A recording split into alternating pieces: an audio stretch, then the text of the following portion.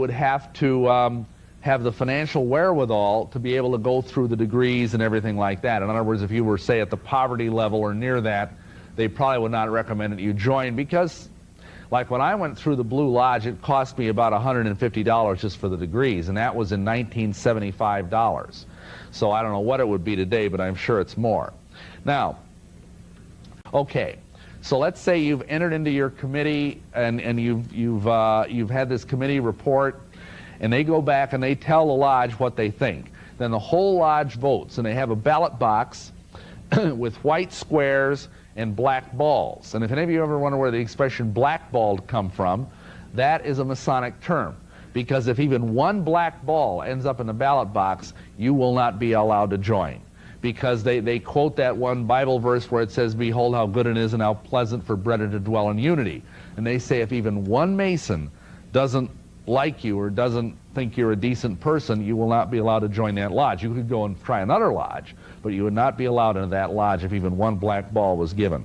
I was just all set, man. I was loaded for bear. I mean, I had all these powerful demons. John LaVey's brand of Satanism is like kid stuff. It's entry-level Satanism, so to speak, because it's used primarily to draw people into the darker stuff. But compared to the real serious Satanism, it's totally harmless, relatively speaking.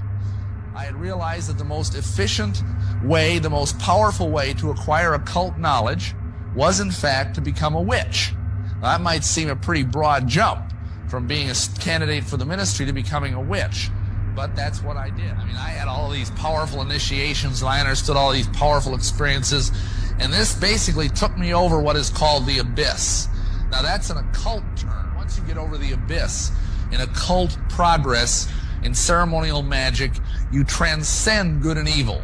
You become beyond such mundane considerations as good and evil. You're beyond morality, and you become essentially a god living on the earth. You basically look at human beings as if they were cattle. This is a very important symbol in Masonry and in Satanism. It's called a trapezoid. And this is believed by Masons who understand this stuff to be the ideal shape for manifesting demons.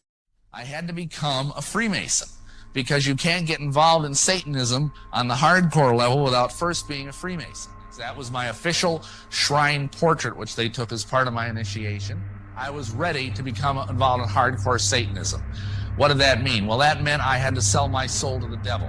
I had to sign my name on the contract in blood. I had to sign my name in the black book. You gotta understand something. The satanic doctrine here is that hell is not what we believe it is, or what the Bible teaches it is. The satanic doctrine is that hell is this incredible party. It's like a non-stop, all-eternity orgy. So you're smoking dope, you're fornicating your brains out, you're listening to rock and roll through all eternity. And it's party-hardy time. And before I could get onto the priesthood of Satanism, excuse me, I had to get 7 people to sell our souls to the devil. The other thing I had to do, and this might astonish some of you, is I had to become a Catholic priest.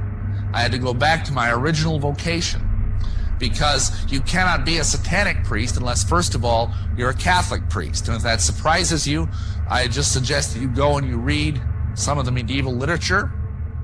You'll see that that is in fact the case.